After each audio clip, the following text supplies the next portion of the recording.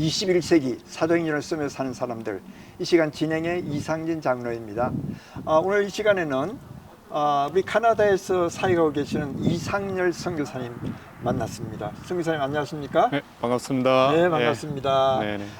우리 선교사님 본인 소개 우리 시청자들에게 한번 해주시면 고맙겠습니다.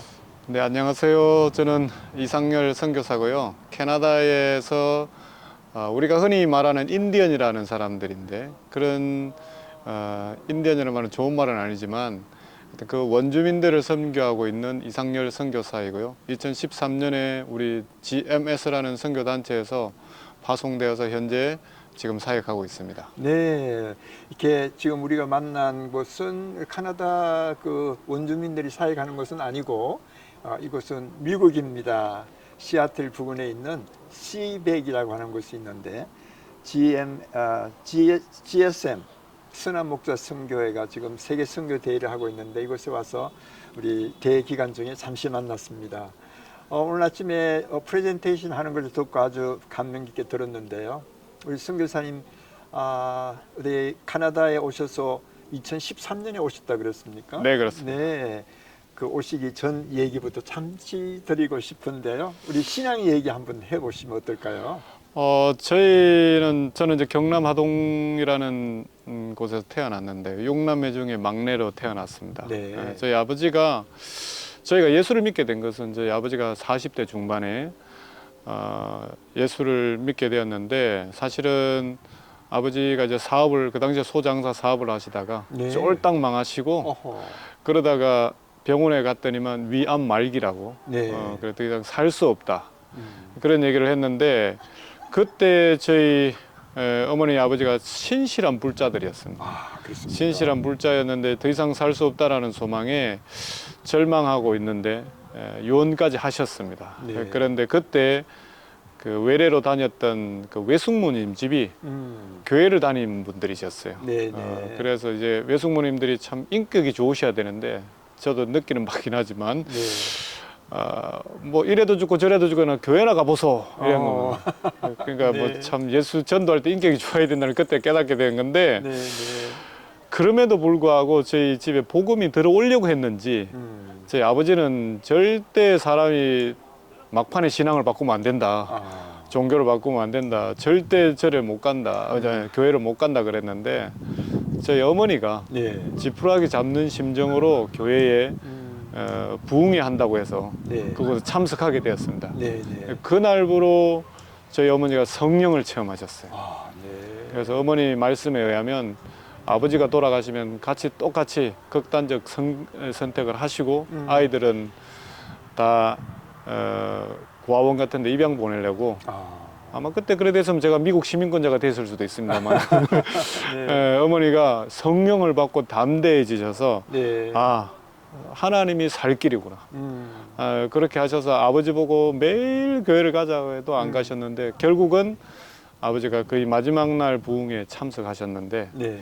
그날 목사님께서 안수 기도하시면서 예수 그리스도 이름으로 명하노니 모든 질병은 치유되었노라 네. 선포하시고 그날부로 다 나으셨습니다. 할렐루야. 아주 기적적인 역사가 일어났네요. 네네. 그래서 저희가 집단적 개종을 했습니다. 모든 가정이. 네, 아버지가 돌아오셔가지고 하셨던 말씀이 네. 자, 이제부터 우리가 예수를 믿는다. 저희 시골에 교회도 없고 네. 한 3-4km나 되는 그런 데 교회가 있었는데 뭐 산을 2개 넘어가고 그랬는데 정말 핍박이 많았죠. 네. 뭐 농번기 시절에 막 요즘은 뭐 좋지만 옛날에는 물을 대기가 어려웠는데 논에서 논을 대야 되는데, 그렇죠. 동네 사람들이 교회 간다고 물을 안 주고 이러면 주일날 오후 예배 마치고 와가지고 막 맨날 싸웠어요. 네. 물 좀 달라고. 제 어린 시절에 그게 너무 기억이 많이 나는데, 네. 그럼에도 불구하고 저희 아버지가 그 바쁜 와중에도 아이들 다 씻겨가지고 농번기 중에도 네. 교회를 끊임없이 쉬지 않고 가시더라고요. 네. 동네 사람이 핍박이 심했는데도. 네. 아버지께 제가 어릴 때 이렇게 맨날 싸우는데 안 가면 좋지 않겠냐 했더니만 아버지 말씀이 하나님이 살아계신데 하나님이 살아계신데 어떻게 우리가 이 교회를 안 갈 수 있겠냐고. 그래서 동네 사람들이 그때도 많이 찾아왔습니다. 가끔 네. 이제 누구가 암이 걸렸다든지 누구가 뭐 병이 걸렸는데 제가 잠결에 이제 그 시골에 정지, 부긴 정지라고 그러잖아요. 그렇죠. 그 문소리로 들려요. 밤늦게 마치 니고데모처럼 음. 상렬이 아버지 우리 누구가 암이 걸렸는데 네. 어떻게 나았냐고 네. 그랬는데 저희 어머니 아버지가 그 소리 들릴 때마다 뭐 초등학교 겨우 나오셨기 때문에 잘 성경을 모르시는데 늘 어머니 아버지가 했던 얘기가 생각이 나요. 네. 누구야 교회 갑시다. 근데 제가 시골을 떠날 때까지 교회 다니는 사람 아무도 안 없었어요. 근데 교회 다니는 게 그렇게 쉬운 일이 아니에요. 제가- 하나님께서 특별히 톡해 주신 자만이 참석할 네. 수 있게 교회 올 수 있죠. 제가 그때 느꼈던 것은 네. 이 주일날 교회 가는 거이고 네. 성령이 역사하지 않으면 갈 수 없다라는 걸 느꼈어요. 네. 그래서 오늘 뭐 주일날 이 방송 보시는 분들 계시겠지만 주일날 예배 온 것만 해도 네. 성령이 역사한 거라고 저는 믿습니다. 네, 그렇습니다. 그래서- 특별히 그 아버지님이 그렇게 계셨을 그 당시 때는 교회 가는 그 자체가 신앙이요. 그 자체가 하나님과 만나는 시간이요. 최고의 시간이었죠. 네. 최고로 나의 신앙을 표시하는 것이 교회 가는 거였잖아요. 예, 네, 그때 그런데 뭐 힘들었던 거는 뭐냐면 주일날 교회 가려 그러면 동네 사람들이 막 그 무시하고 막 네. 그러니까 그 당시에 왜 성경책 그렇게 빨간 티였습니까? 그 다 표가 나잖아요. 그렇죠. 근데 네. 아버지가 신문에 돌돌 말아가지고 성경책 이래가지고 교회 가고 아, 그랬었는데 네. 한 번은 저희 동네에 정자나무가 큰 게 쓰러졌습니다. 아, 그렇습니다. 그 여름에 이제 태풍이 불어가 쓰러졌는데 저희 동네 가장 힘센 형님이 그걸 치우다가 네. 제 개인적인 생각에는 그게 아마 일사병으로 쓰러졌을 것 같은데 네. 동네 사람들은 영적 나무라 보니까 네. 아무도 못 치웠어요. 네. 네. 아무도 안 치우고 이랬는데 가을 되니까 이게 문제가 생깁니다. 달구지도 지나다녀야 되고 뭐 경운기도 지나가야 되는데 누가 치울 생각을 안 하는 거예요. 동네에서 회의를 했습니다. 네. 마을 그 회의를 해서 이장님이 저희 아버지 친구였는데 결론이 내려졌다고 저희 집에 왔습니다. 그래가지고 제가 그때 초등학교 5학년 때였는데 이걸 이장님이 오셔가지고 제가 대단한 믿음의 고백을 받습니다. 그 사람들이 예수도 믿는 사람들이 아닌데 네. 네. 이장님이 와서 상렬이 집에 그걸 치워야 된다고. 제가 초등학교 누님들 다 도시로 나가고 제가 초등학교 5학년 때 아버지가 가을에 쓰러지면 네. 우리도 하나님에 대해 잘 모르니까 이 가을에 쓰러지면 어떡하지 이 농사를 누가 짓지 하는 그 초등학교 5학년 때 제 걱정이었습니다. 그런데 이장님이 뭐라 그랬냐면 상렬이 집은 예수를 믿기 때문에 이걸 치워도 아무 문제가 없다고. 아, 네. 우리는 하나님에 대해 잘 몰랐는데 네. 네. 동네 사람들은 우리가 누굴 믿고 있는 거 다 알았다는 거예요. 이 동네 사람들은 예수를 믿는 게 얼마나 위대한 게 다 알아요. 근데 우리 그리스도인들은 정작 모르는 것 같아요. 네. 우리가 누굴 믿고 있는지. 그런데 이제 저도 걱정이 됐습니다. 사실은 가을에 이제 아버지랑 둘이서 이 당산나무, 이게 이제 정자나무를 다 치우려고 그러니까 아버지 쓰러지면 어떡할까 하고 걱정이 됐는데 그때 그 가을에 쓰러졌습니다. 사실 제가 초등학교 3학년 때 생일 때 아버지가 지금으로 생각하면 아동 노동 착취 같은데 네. 아버지가 초등학교 3학년 때 쇠지개를 사주셔서 장애가 가지고 네. 늘 아버지 거 큰 거 메고 다니다가 제 생일 선물로 쇠지개를 받으니까 이게 너무나 좋았던 거죠. 네. 초등학교 때부터 한 2, 3km 가가지고 나무 치고 와서 이렇게 했던 게 제 일이었는데 그때 아버지가 쓰러지지도 않고 그래가지고 그때 그 당산나무를 갖다가 집에다가 갖다 놓고 2년 동안 따뜻하게 지냈어. 네. 그 아버지가 돌아가셨긴 했지만 네. 아버지가 그때 일만 생각하면 너무 하나님이 역사하셨다고 네. 통쾌하시다. 아마 잘 알지 못하겠지만 그 당시 때 있었던 그 주민들 아버지가 하시는 그 이 얘기를 듣고 또 보고 하면서 많은 사람들이 예수님 앞으로 돌아오셨을 것 같아요. 예, 그 뒤에 보니까 네. 제가 한참 뒤에 보니까 몇 가정이 예수를 믿더라고요. 예수를 믿고. 동네에 그래서 마지막에 제가 뭐 중고등학교 이제 서울 고향을 떠났지만 아버지가 우리 시골 동네에 교회 세우는데 교회 틀을 준비하시고 네. 그 모든 걸 진행해 주셔서 그 교회가 생겼습니다. 네, 할렐루야. 정말 불교를 그렇게 열심으로 믿는 그 가정에서 하나의 그 순종이 하나님의 터치하심이 일어났을 때 마음이 변화되고 한 가정이 변하니까 그 가정을 중심을 해서 아름다운 교회의 터전까지 다 마련했다는 그런 얘기는 옛날 21 사도 시대 때도 그런 일이 있지 않은가 이렇게 생각하면서 들으니까 21세기에 사도행전을 쓰면 사는 사람들 중에 우리 아버님이 한 부분에 들어가고 우리 이상열 선교사님의 사역을 통해서 아버님도 굉장히 기뻐하시지 않겠나 이렇게 생각이 됩니다. 맞습니다. 네. 예.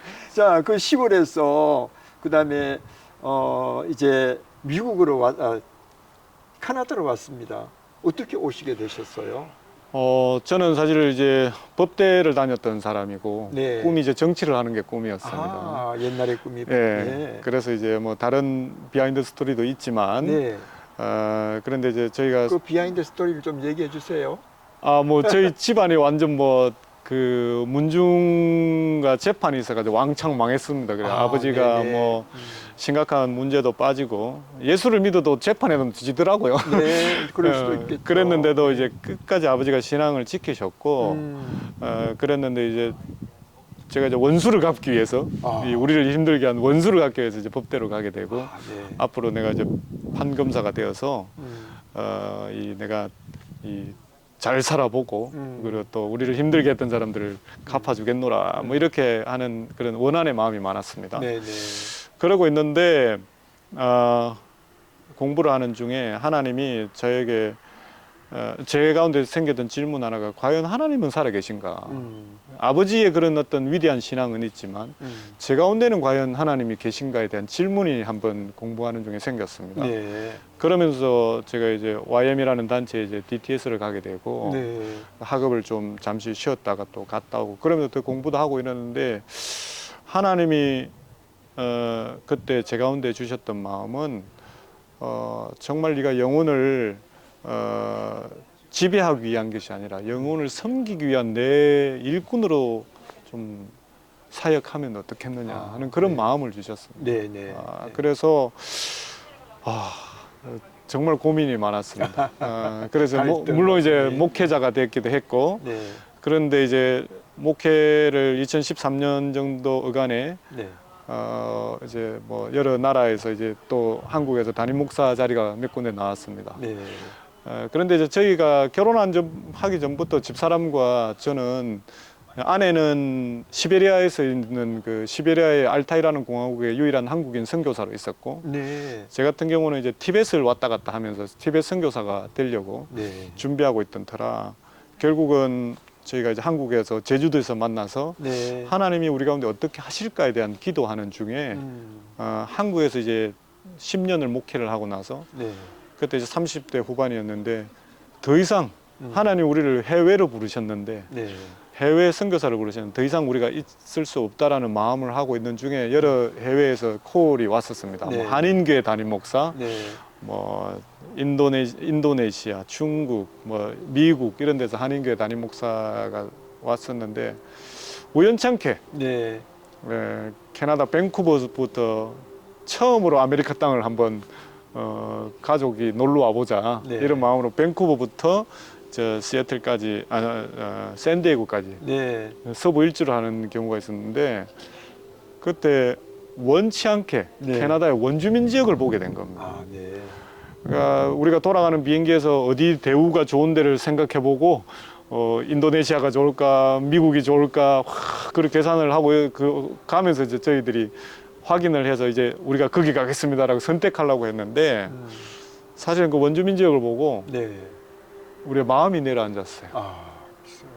그래서 이 하나님이 이 시베리아 있을 때 그 소수 부족들은 살아나려고 하고 생동감이 있었는데 이 원주민들은 마치 박물관 안에 있는 그런 사람들 같았어요. 네. 저희들이 돌아가는 비행기 안에서 다 내려놓기로 하고 네. 하나님이 이곳에 부르셨다는 그런 비행기 안에서 확실한 소명을 받고 네. 우리가 다른 걸 다 내려놓기로 하고 그때부터 이제 원주민 선교로 오기로 결정을 했습니다. 네, 그렇지만 결정은 결정이지만 네. 이제 뭐 후원이라든지 이런 것들도 없고 네. 스스로 이제 살아야 되고 네. 그리고 또 선배들이 거의 없기 때문에 선교의 방향도 잘 모르겠고 네. 제가 개척을 해야 됐고 네. 여러 가지 뭐 어려움도 있어 재정적인 재정적인 어려움과 어떤 네트워크의 어려움과 어떤 사역의 어떤 그 툴의 어려움들이 많았었죠. 네. 그래서 이제 하나님이 사역을 하면 할수록 사실은 제가 도망을 가고 싶은 마음이 많습니다. 네. 한국에서 큰 교회 사역도 하기도 했고 그래서 또 원주민이라는 사람들은 기독교에 침략을 당해서 아무리 전도를 해도 쉽게 변화가 되지 않는 그런 사람들이라고 생각하면 될 것 같습니다. 네, 그러니까 카나다에 살고 있는 인디안들을 말씀하시는 거죠? 네, 그렇죠. 이제 캐나다 안에 있는 이제 인디언이라는 말도 좀 좋지는 않은 말이긴 그렇습니까? 합니다. 인디안이 왜 안 좋죠? 콜럼버스가 1400년대 후반에 네. 지구가 둥글다는 걸 알고 그렇죠. 이제 인도를 찾아가기 위해서 네. 이제 다 육로로 이제 인도의 그 당시에 항신료나 비단이나 이런 걸 이제 유럽에서 가져갔는데 네. 그런데 그 지구가 둥글다는 걸 알았으니 우리가 이제 배를 타고 갈 수 있다. 네. 네. 그래서 콜럼버스가 배를 타고 지금 이제 캐리비안 해안 쪽에 도착을 했는데 그렇죠. 콜럼버스는 죽을 때까지 거기가 인도인 줄 알았습니다. 그러니까 그 지금 말하면 도미니카 공화국을 말하는 그 거죠. 위쪽이 이쪽 아메리카 대륙 사람들이죠. 그렇죠. 그래서 도착하고 뭐라고 생각했냐면 그 사람이 인도 사람인 줄 알고 인디아가 A로 끝나면 N을 붙이면 영어에 N을 붙이면 사람이 되잖아요. 그렇죠. 우리는 코리안이 돼서 코리아로 끝나니까. 그렇죠. 근데 인도 사람을 인디언이라 그러는 거죠. 네. 네. 네, 그러고 보면 백인적 관점에서 우리가 보는 건데 네. 네. 인디언이라고 여기 있는 사람을 인디언이라고 불러버리면 어느 정도로 오해가 되냐면 백인 외에는 다 인도 사람이야. 그렇게 볼 수도 있는 거죠. 네, 네. 왜냐하면 여기는 아메리칸 사람들이 원래는 이 원주민들이 살던 땅이었는데 한 1억 명 이상 살았다고 얘기하고 있습니다. 네. 이 사람들인데 백인들이 부르고 싶은 대로 야 인도 사람이야 하는 거와 마찬가지죠. 그렇구만요. 그래서 저희 캐나다 같은 경우는 이제 그 원주민들인데 네. 세 부류가 있습니다. 네. 가장 북쪽에는 우리가 흔히 말하는 에스키모. 네. 네. 그 에스키모라는 알래스카에 말도 있는, 예. 알래스카부터 시작해가지고 캐나다의 그 노스 테리토리하고 뭐 누나부트하고 이런 쪽 그 많이 사는 사람들인데 네. 이제 에스키모라는 말도 이제 백인들이 날고기 먹는 인간들 이런 아주 안 좋은 말이긴 합니다. 네. 그 우리 보고 조센징이라 부르는 거와 마찬가지인데 이누이시라고 우리가 표현해주고 예. 그 다음에 또 캐나다에는 또 한 부류가 있는데 캐나다 건국전에 백인들이 모피 무역을 하고 이쪽에 버팔로를 잡으러 왔을 때 예. 원주민들과 혼혈돼서 난 사람들을 메티스라는 사람들이 예, 있고요. 메티스. 그것도 이제 원주민이라고 표현하고 네. 네. 그리고 또 한 부류는 우리하고 비슷하게 생긴 네. 정말 우리 장로님이 가서 그 앉아 있으면 그 동네 사람인 줄 아는 네. 그런 사람들과 우리랑 너무 닮은 사람들이 있는데 예. 그 사람들을 First Nation이라고 합니다. 예. First Nation. 예. 저는 이제 그 First Nation이 포커스가 되어 있고 네. 네. 그 사람들을 선교하고 있습니다. 그러시구만요. 오늘 우리 에스키모와 인디안에 대한 어원 같은 그런 교육을 많이 받았습니다. 아마 지금까지 저도 잘 몰랐는데 오늘 선교사님을 통해서 인도의 그 원주민들을 선교하시는 선교사님을 통해서 많이 배워서 고맙습니다. 자, 이제 어떤 사역을 시작하게 되셨는지 전 처음에 그 원주민들한테 이렇게 접근하기가 그렇게 쉽지 않을 텐데요.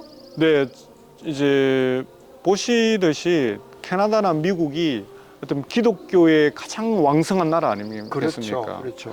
이 왕성한 나라에 그 원주민이 가운데 있습니다. 네. 원주민만큼 심각하게 실패한 백인들이 그렇게 선교를 잘했는데 가장 실패한 곳이 이 원주민입니다. 네. 그러니까 뭐 캐나다도 마찬가지고 미국도 마찬가지고 네. 그러니까 접근부터 잘못을 한 거죠. 네. 왜냐하면 저들을 뭐라고 생각해 야만인이라고 생각했습니다. 영어로는 savage라는 단어를 사용해서 네.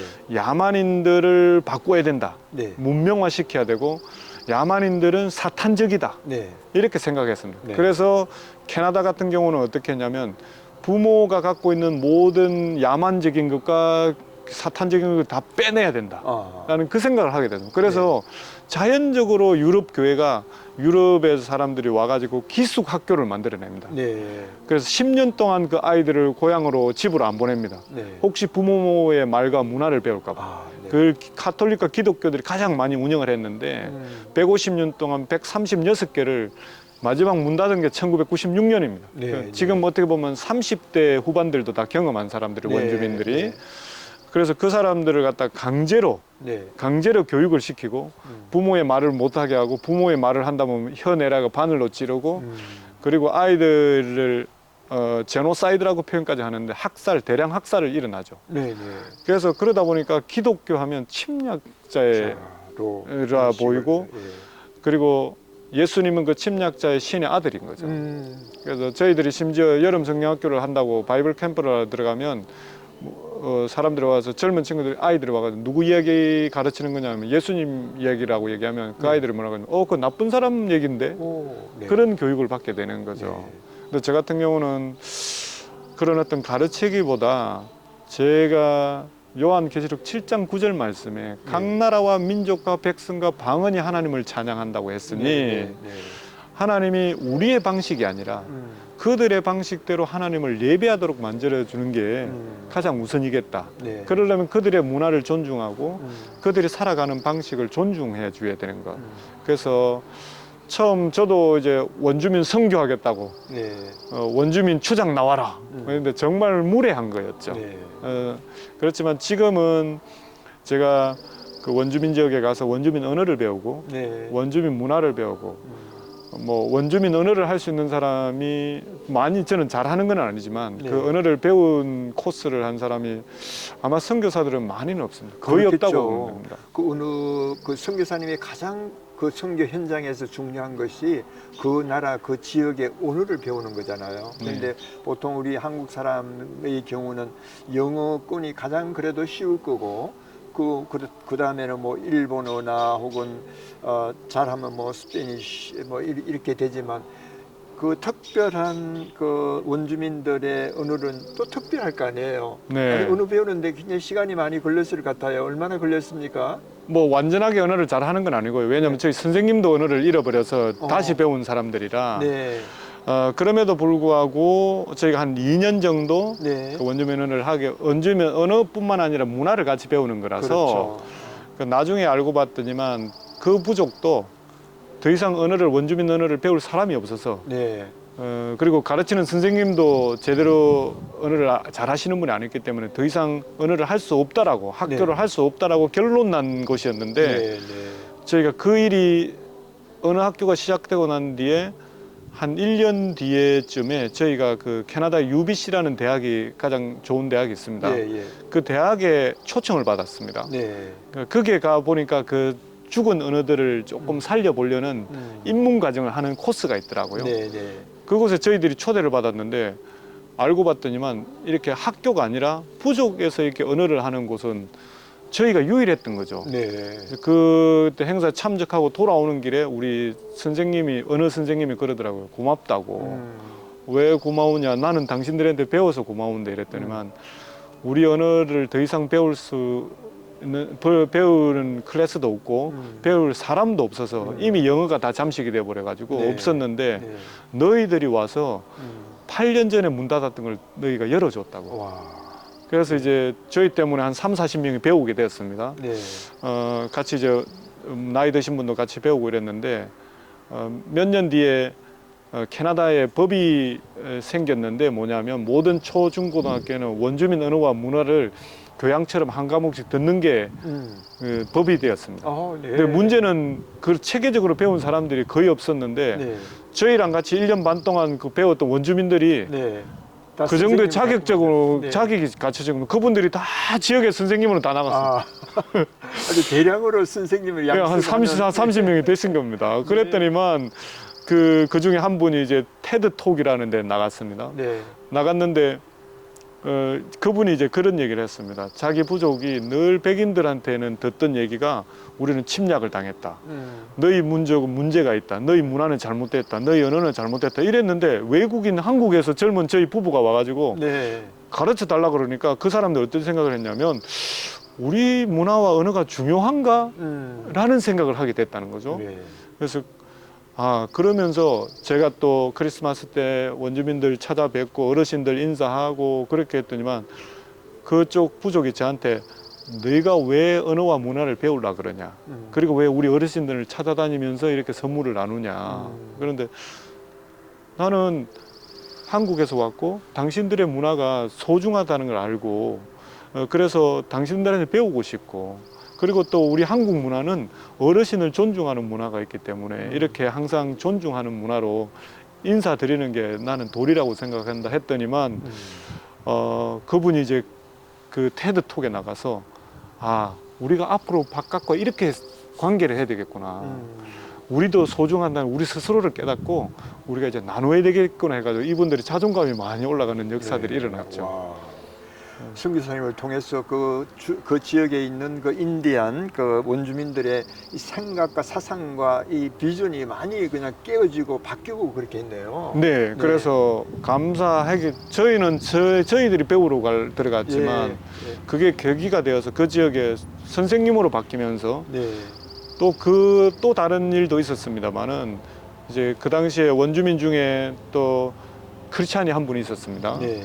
근데 그분이 이 건설 노동자였는데 정말 자기 부족을 사랑하고 있었지만 뭔가 이 복음을 전할 어떤 재정적 지원도 안 되고 네. 저희를 만나게 되었는데 저도 이제 캐나다 선교단체랑도 같이 일을 하는데 캐나다 선교단체한테 저한테 이런 질문을 했습니다. 혹시 네가 아는 사람 중에 원주민 중에 우리 풀타임 사역자로 고용하는 사람이 있냐고.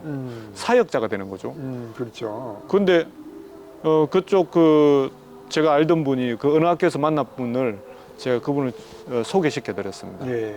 근데 그분도 사역자가 될 생각까지는 확실한 건 없었는데 이 선교단체에서 이 사람을 풀스포트 하기로 결정을 했습니다. 와, 네. 이분이 나중에 결국 신학도 하게 되고 지금은 제가 그분한테 원주민 신학이나 원주민에 대해서 배우게 됩니다. 네. 그분이 지금은 이제 저희 사역의 큰 동역자가 됐고 와.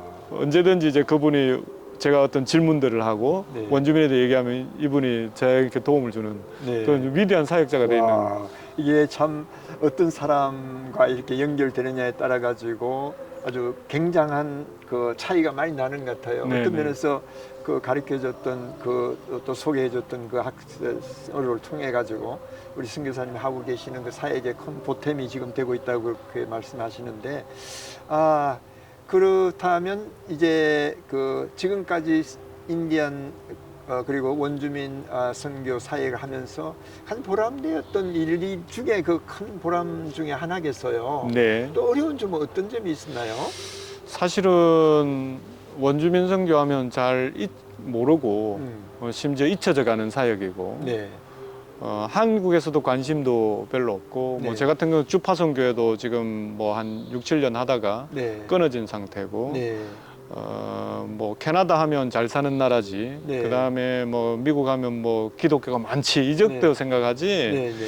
거기가 웬 선교지야. 네. 뭐 이런 생각을 하게 되고 정말 좋은 환경에 사니까 좋겠다 이런 생각을 하면서 이제 더 잊혀져 가는 게 가장 힘든 건데. 네, 잊혀져 가는 것이 힘들다. 네. 네. 그럼에도 불구하고 뭐 재정적인 것 어려움도 많고. 네. 뭐 같이 사역을 나눌 네. 그런 공감해주는 기도자도 줄어드는 그런 네. 상황이 가장 힘든데요. 네. 그럴 때마다 이제 제 삶에 있어서 원주민 사역을 포기하고 싶을 때가 있었는데 그럴 때가 많겠죠. 네. 그 스포츠도 없고 기도해주는 후원자가 내한테 없다고 생각했을 때 지금 내가 이곳에서 뭘 하고 있지 포기하고 내가 그래도 바깥으로 나가면 할 일들이 많을 텐데 하는 그런 생각을 가지면 포기하고 싶은 생각 왜 없었겠어요? 네. 어떻게 이겨내셨나요 지금까지? 사실은 몇 가지 이유가 있었는데 네. 제가 원주민 이 분들이 왜 내가 하나님이 이곳을 부르셨을까? 그래 원주민을 연구하다 보니까 네. 우리 한국 사람들은 원주민한테 은혜를 갚을 수밖에 없다라는 생각이 들었어요. 네.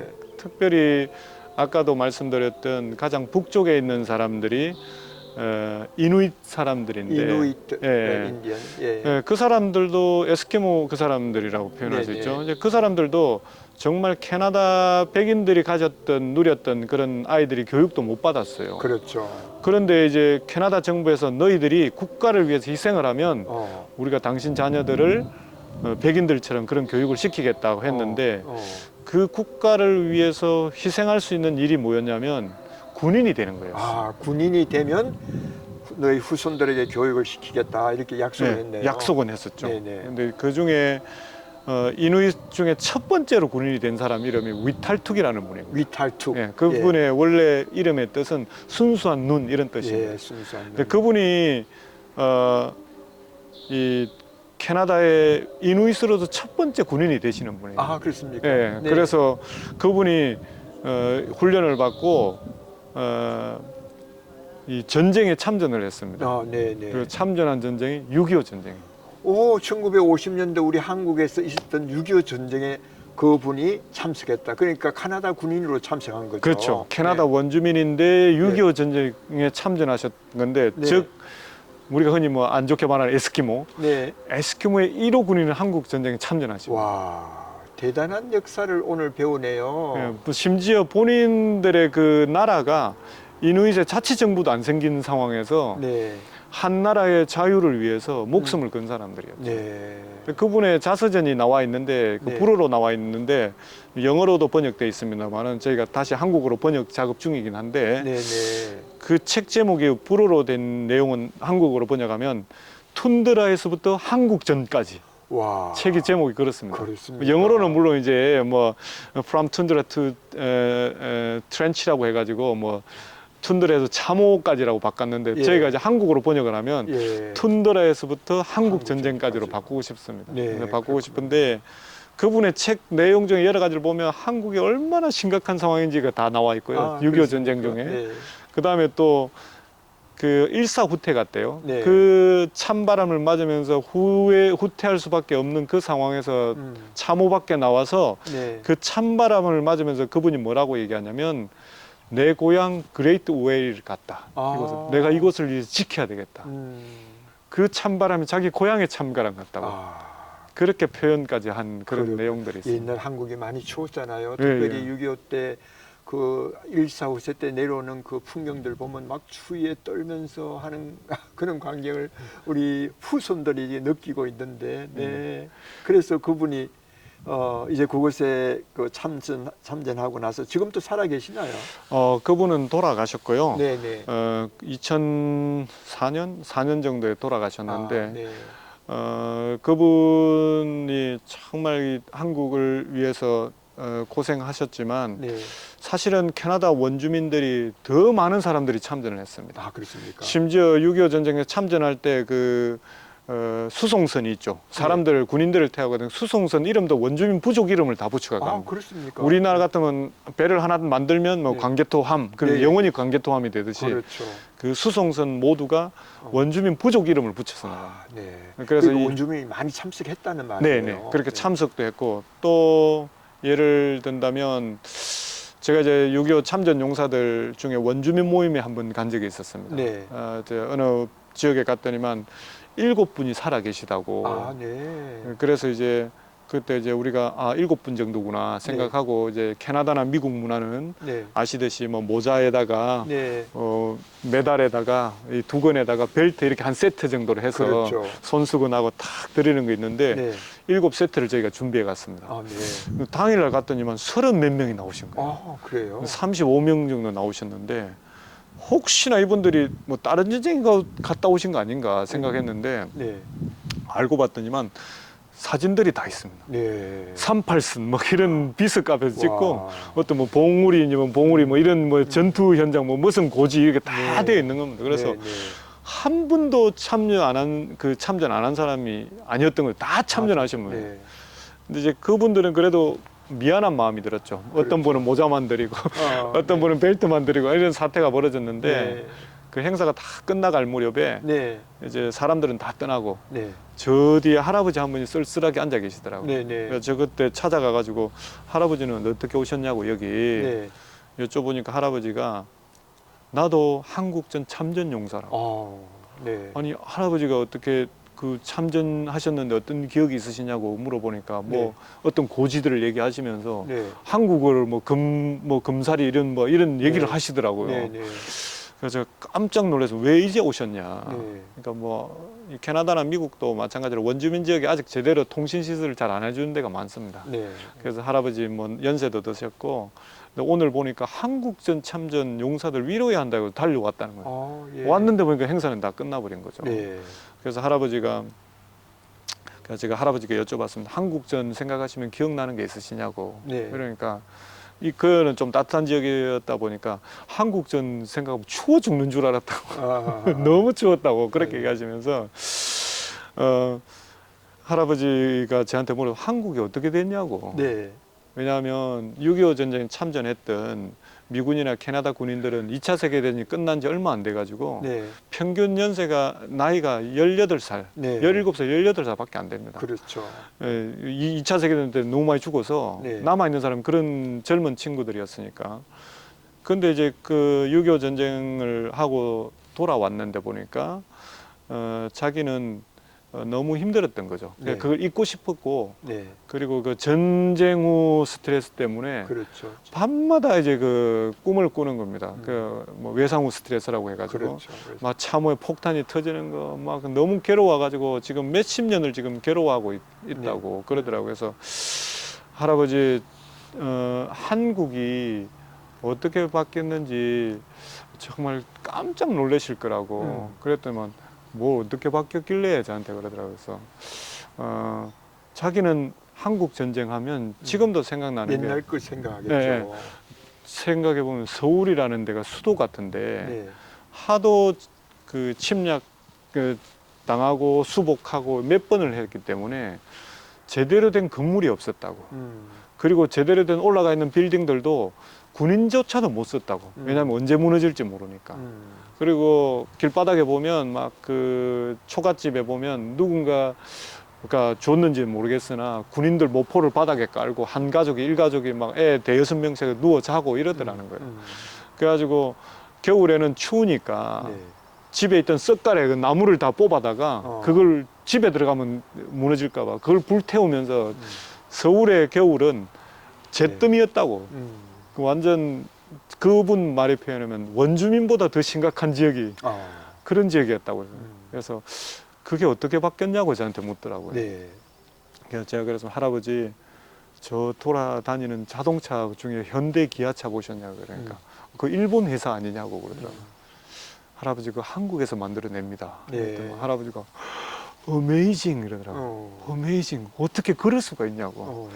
할아버지 젊은 친구들이 들고 다니는 핸드폰에 삼성 갤럭시 LG 이런 거 보셨냐고 봤대요. 자기 손녀가 들고 다니는 그거 삼성이 그거 저 일본 회사 아니냐고 그래서 할아버지 그 한국 회사고 한국에서 만들어냅니다. 네. 너무 감격을 하셨어요. 그러시면서 또 할아버지 댁에 가시면 혹시 그 벽에 걸린 텔레비전이나 가전제품 중에 LG 삼성 보셨냐 그러니까 네.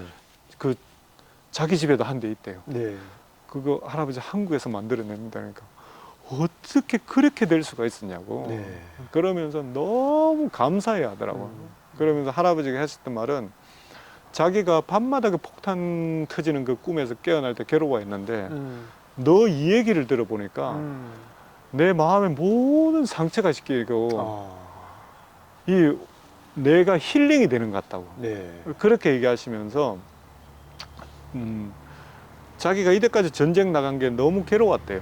왜냐하면 자기 부족은 바뀌는 게 없고 보상도 제대로 되지 않고 뭐 예전에 코로나 시대에 마스크를 참전 용사들한테 그 각 나라에 보냈던 한국에 보내고 정말 고생은 했는데 원주민들은 거의 제대로 받지를 못했어요. 네. 예, 그랬는데 너 이 얘기를 듣고 나니까 내 10대 후반 20대 때 내 젊음을 허비하고 왔다고 생각했는데 그 젊음을 바쳤다는 게 하나도 안 아깝다고. 오히려 더 좀 자랑스럽게 그렇게 네. 생각했네요. 내가 너무 기쁘다. 그게 내가 한 게 너무 잘했고 자부심이 느껴진다고. 네. 그렇지만 아직도 같은 동네에서 3명이 참전을 했는데 네. 2명이 아직 유해도 못 찾고 네. 못 돌아오고 있는 그 친구들이 정말 보고 싶다고 그렇게 얘기하시더라고요. 네. 와, 이런 말씀을 들으니까 오늘 카나다 원주민들 사회 가시는 이상열 선교사님을 통해서 우리 한국 정부 혹은 관계자들이 꼭 들어봐야 할 특별히 원어초 같은 데서 좀 듣고 이렇게 정말 잊혀져 있는 한국 전쟁의 참전 용사들의 얘기를 한번 좀 이렇게 모아보면 어떨까 하는 그런 생각이 드네요. 네. 우리 선교사님 지금 아주 정말 그 원주민 선교를 통해서 언어도 배우시고 그 사람들에 대한 열정을 가지시고 이렇게 하는데 앞으로 더 큰 사역들이 이루어지면 좋겠어요. 선교사님 네. 앞으로의 비전 한번 우리들께 나누고 기도의 제목 한번 주십시오. 저희는 이제 뭐 캐나다나 미국은 아시듯이 기독교가 없거나 교회가 없는 곳은 아닙니다. 근데 가장 큰 문제는 뭐냐면 캐나다 교회들과 원주민들이 화해를 하자고 하지만 실제로 그런 일들이 안 일어나고 있습니다. 네. 왜냐하면 아픈 과거이기도 하고, 그러니까 제가 보기에는 캐나다나 미국 교회들이 점점 영적으로 힘들어져 가고 있는 상황에서 가장 큰 걸림돌이 원주민의 문제들이라고 저는 네. 생각이 듭니다. 네. 그래서 우리 한국 선교사들이 할 수 있는 일은 이들을 화해시키는 브릿지 역할이 가장 큰 사역이라고 생각하고, 네. 제가 물론 교회를 세우고 뭐 성경 공부도 하고 이렇게 하지만 제가 더 큰 교회를 세우는 이런 것보다 백인 교회들, 미국 교회들이 다시금 회복되어서 이 원주민들과 화해를 하고 그들 안에 침략자의 예수 그리스도가 아니라 친구로 오신 예수 그리스도를 소개한다면 우리보다 훨씬 더 선교를 잘할 수 있는 길을 만들어주는 게 저희의 역할이라고 저는 생각이 듭니다. 네. 네. 저희는 그래서 화해 프로젝트들을 많이 하고 있습니다. 네. 뭐 화해를 위한 걷기라든지 화해를 위한 뭐 프렌드십 박스 사역이라든지 지금 현재 제가 한 원주민 한 100여 가정을 또 섬기고 있긴 합니다만은 네.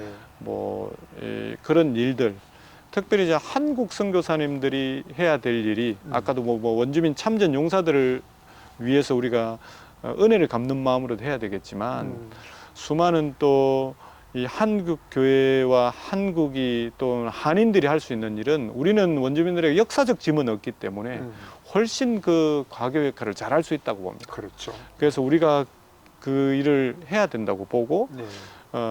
저희는 또 그런 프로젝트들이 계속 진행되고 있습니다. 네. 예, 그래서 한인 교회들이나 또 한국 교회에서 또 한국의 단체들이 좀 더 잊혀져가는 네.